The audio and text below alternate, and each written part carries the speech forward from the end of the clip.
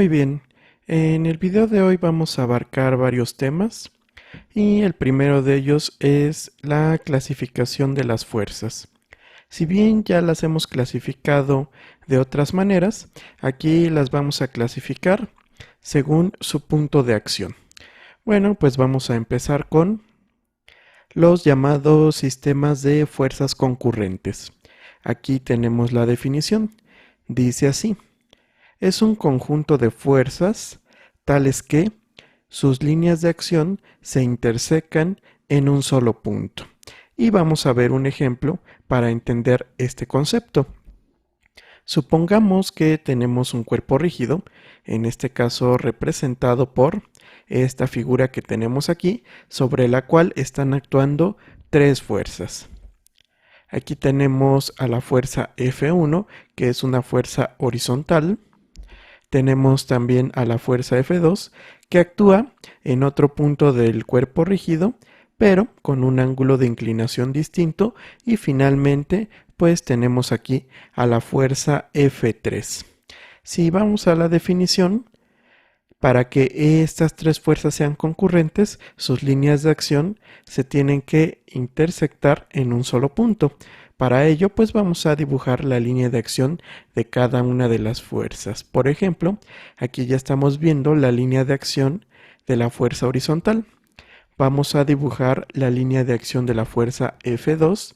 Esta claramente no es horizontal y corta precisamente a la línea de acción de la fuerza F1. Pero ¿qué pasa con la fuerza F3? Vamos a dibujar su línea de acción. Y como podemos observar, aquí hay una intersección de las tres líneas de acción. Por lo tanto, podemos considerar que este sistema de tres fuerzas es un sistema concurrente. En otras palabras, y siguiendo el principio de transmisibilidad, podemos mover esta fuerza, aplicarla en este punto, esta fuerza aplicarla en este mismo punto y esta fuerza aplicarla en este punto, y obtendríamos los mismos efectos externos. En otras palabras, si toda la masa del cuerpo la concentráramos en este punto, tendríamos el modelo de partícula, ¿sí? Debido a que todas las fuerzas estarían aplicadas en este único punto. Muy bien, ya que tenemos y que hemos comprendido el sistema de fuerzas concurrentes, pues vamos a ver otro sistema de fuerzas que ya no se puede aplicar a la partícula. Para este sí vamos a necesitar un cuerpo rígido, y es el sistema de fuerzas paralelas. Aquí tenemos su definición, dice así: es un conjunto de fuerzas tales que sus líneas de acción no se intersecan. En otras palabras, son paralelas. Y aquí pues estamos considerando un espacio euclidiano. Por lo tanto, si sus líneas de acción no se cortan, entonces automáticamente se convierten en líneas paralelas, ¿sí? Y vamos a tener un sistema de fuerzas paralelas. Vamos a dibujar aquí el cuerpo rígido sobre el cual están actuando fuerzas paralelas. Comenzamos con la fuerza F1, ya la tenemos aquí dibujada, y vamos a añadir otra fuerza, la fuerza F2. La característica de la fuerza F2, pues, es que es horizontal al igual que la fuerza F1.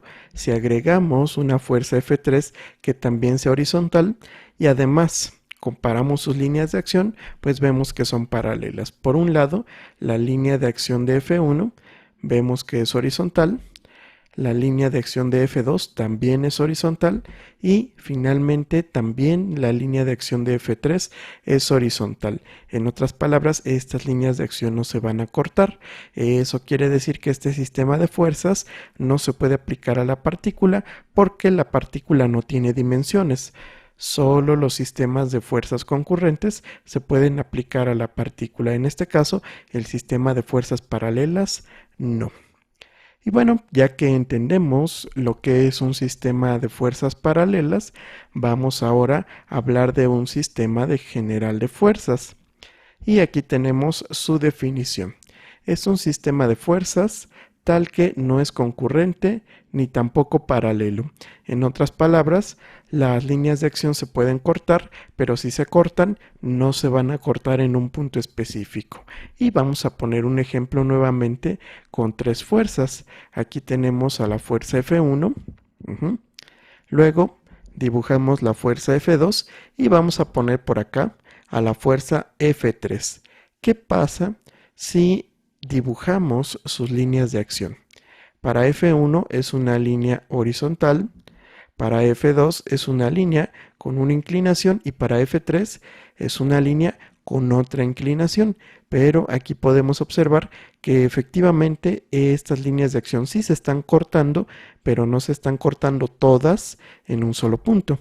Por ejemplo, este punto es precisamente donde se corta la línea de acción de F1 con la línea de acción de F2. Aquí la de F1 con F3 y finalmente aquí F2 con F3. Este es un sistema general de fuerzas.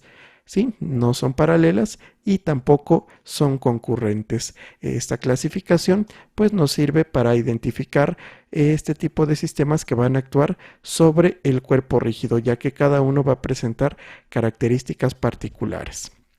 Muy bien, ahora vamos a pasar al tema de representación vectorial del modelo de una fuerza puntual.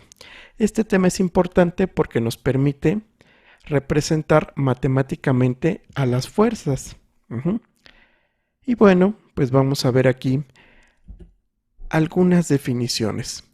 Debido a la naturaleza de la fuerza, es decir, que posee magnitud, dirección y sentido, el modelo matemático utilizado para representarla es el vector en el espacio de 3 dimensiones. En otras palabras, las fuerzas puntuales van a poder ser representadas por vectores matemáticos. Los vectores, como sabemos, pues poseen precisamente las mismas características que la fuerza. Poseen magnitud, poseen dirección y poseen sentido. Aquí vamos a considerar un espacio de 3 dimensiones, aunque habrá fuerzas que pues solo estén en 2 dimensiones. Y bueno, más formalmente, si consideramos el conjunto de todas las fuerzas puntuales, forma un espacio vectorial con la operación de suma de fuerzas, que recordemos que las fuerzas se suman mediante la ley del paralelogramo y la multiplicación por una escalar real. Así es como podemos asegurar que estamos trabajando sobre un espacio vectorial. En este caso, el espacio vectorial pues ya tiene una representación física, en este caso el conjunto de todas las fuerzas que podemos encontrar en la naturaleza. Muy bien, vamos a pasar ahora a lo que viene siendo el proceso de composición y descomposición de fuerzas en el plano y en el espacio. Esto es importante porque si nosotros sabemos que la fuerza la podemos representar por medio de un vector matemático, ese vector matemático lo podemos representar a su vez en cualquier base, en particular la base canónica del espacio. Y para ello pues vamos a requerir de un proceso de descomposición. Entonces vamos a empezar con el proceso de composición y descomposición de fuerzas en el plano y luego vamos a extenderlo al espacio.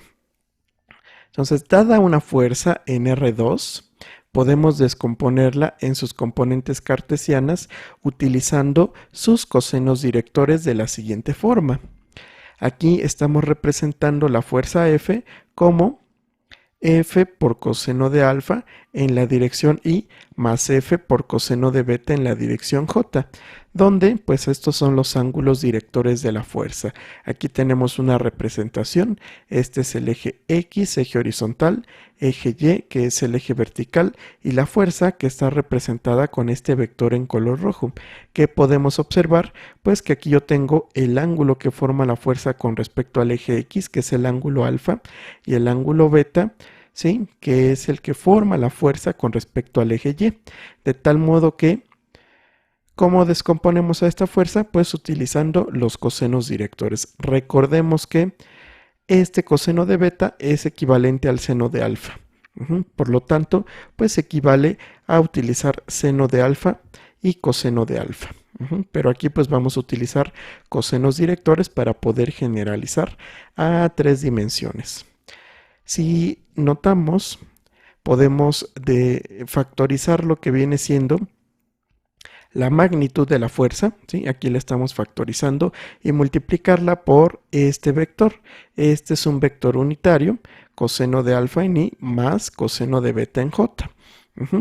Si ese vector unitario lo reescribimos como f, ¿sí? Con el acento circunflejo, entonces cualquier fuerza se va a poder representar como su magnitud por un vector unitario en esta dirección particular.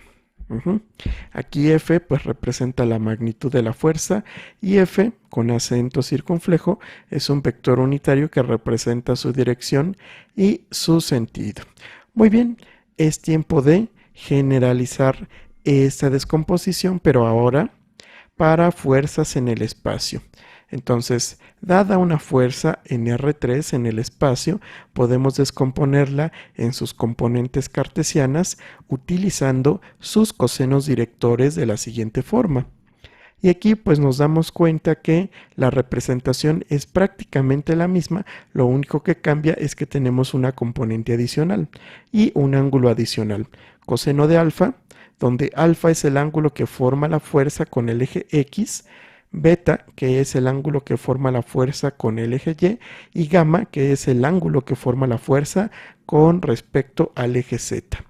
Y todos ellos multiplicados por la magnitud del vector. Hay que notar que aquí también podemos factorizar esa magnitud y quedarnos con este vector entre paréntesis, que es un vector unitario. De tal modo que nuevamente en 3 dimensiones podemos representar a cualquier fuerza como su magnitud por un vector unitario que lleva la dirección y el sentido de esta fuerza. ¿Sí? Aquí lo tenemos remarcado.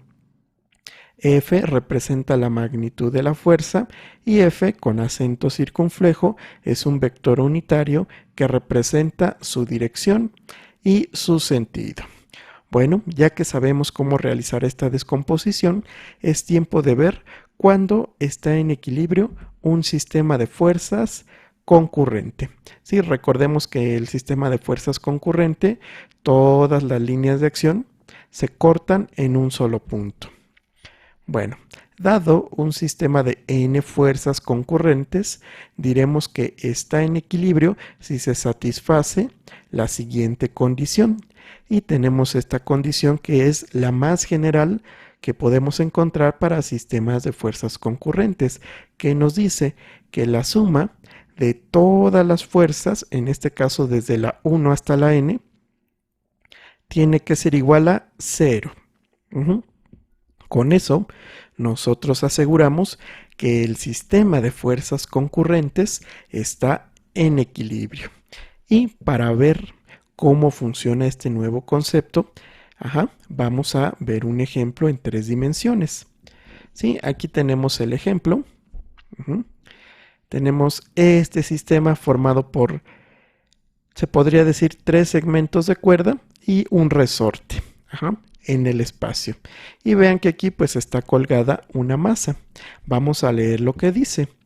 El cilindro de 90 libras que se muestra en la figura está sostenido por 2 cables y un resorte de rigidez K igual a 500 libras por pie. Determine la fuerza en los cables y el alargamiento del resorte para que haya equilibrio.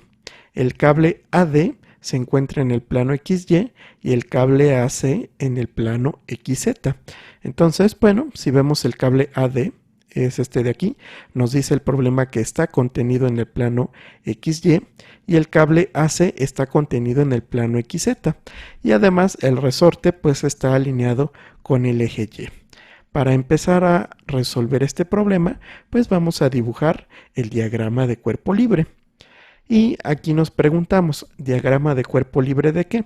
Pues todas las fuerzas que nos interesan concurren precisamente en el punto A. Notamos que es un sistema de fuerzas concurrente.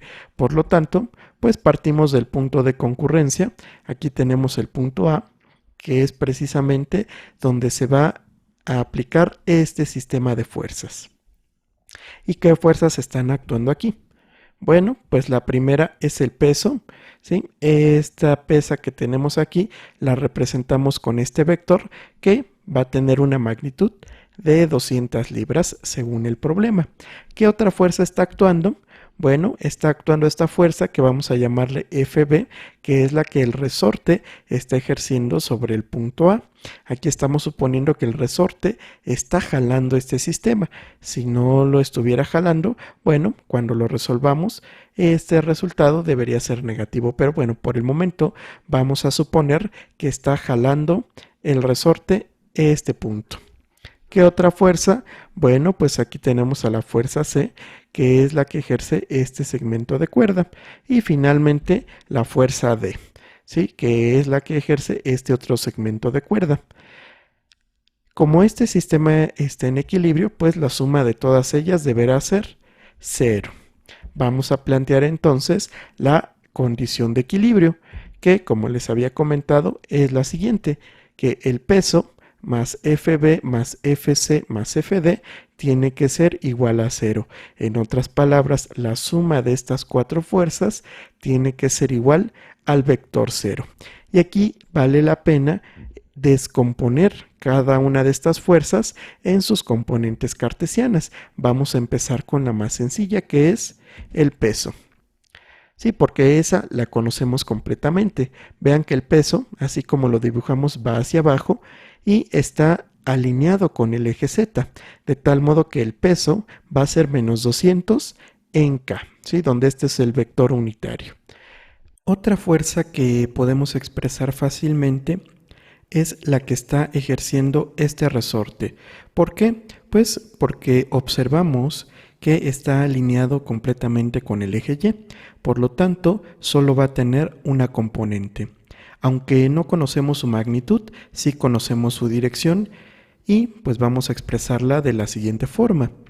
En este caso, la fuerza FB, que es la que está ejerciendo el resorte sobre el nudo en A, va a ser igual a su magnitud multiplicada por el vector unitario J.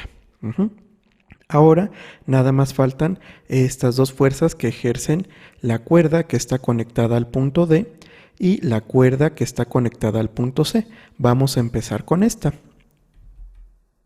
Aquí tenemos su expresión y ¿qué estamos observando aquí? Si nosotros proyectamos esta fuerza a lo largo del eje X, vemos que su signo va a ser negativo debido a que esta componente tiene sentido contrario. Aquí lo estamos viendo. Multiplicamos la magnitud desconocida de esta fuerza por lo que vendría siendo el coseno de este ángulo que se forma aquí. Sin embargo, el coseno de este ángulo es igual al cateto adyacente, que vale 4, entre la hipotenusa, que vale 5, es decir, 4/5. Multiplicamos esto por el vector unitario y ya tenemos la componente vectorial de la tensión que ejerce el cable conectado en C. De la misma manera, nosotros podemos proyectar esta fuerza a lo largo del eje Z. Sin embargo, si la proyectamos a lo largo del eje Z, vemos que va a tener signo positivo, porque esta componente apunta hacia arriba y el eje Z también apunta hacia arriba, es decir, tienen el mismo sentido. Para proyectar necesito multiplicar por el seno de este ángulo. Sin embargo, el seno de este ángulo no es más que el cateto opuesto, que vale 3, entre la hipotenusa, que vale 5. Es decir, multiplicamos por 3/5 y esto en la dirección del vector unitario K. Y ya tenemos aquí esta fuerza expresada en componentes cartesianas. Vamos ahora a descomponer la fuerza que está ejerciendo este otro cable o esta cuerda.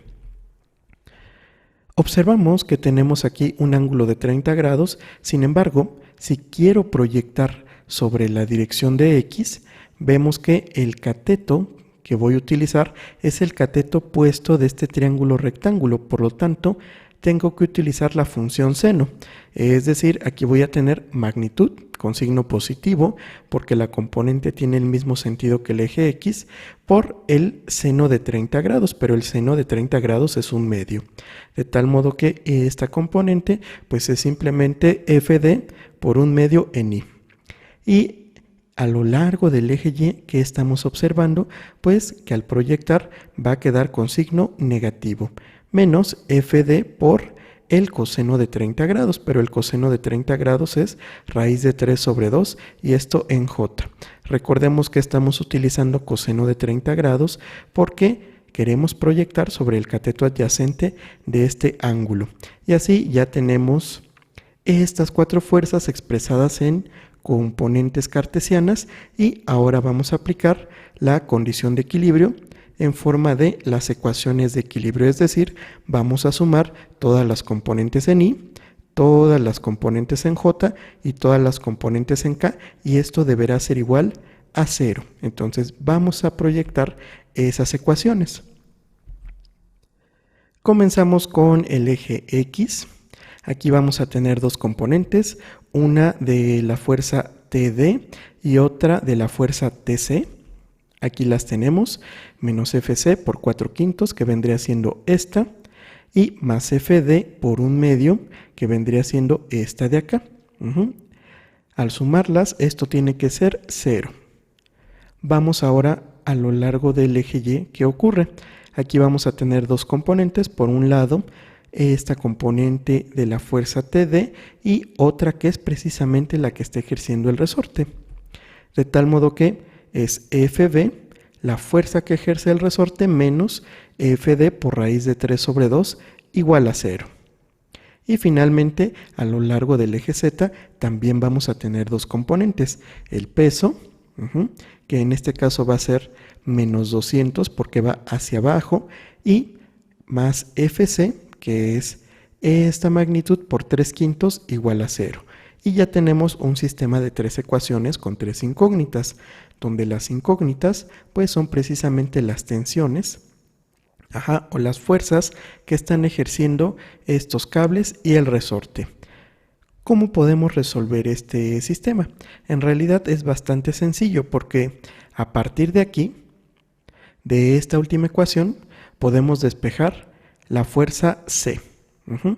Conociendo la fuerza C, vamos a sustituir aquí en esta ecuación de X y podemos despejar la fuerza D.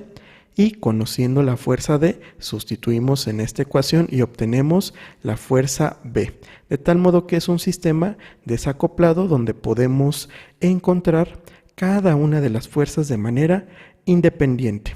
Entonces, les pido de favor que ustedes hagan el desarrollo que les acabo de comentar y a continuación vamos a presentar la solución al problema. Comenzamos con las fuerzas. Aquí la primera fuerza que vamos a encontrar pues es la fuerza FB. En este caso nos da de 208 libras. La fuerza FC de 150 libras y la fuerza FD de 240 libras. Ahora, si bien ya conocemos las fuerzas, todavía falta conocer qué tanto se está alargando este resorte.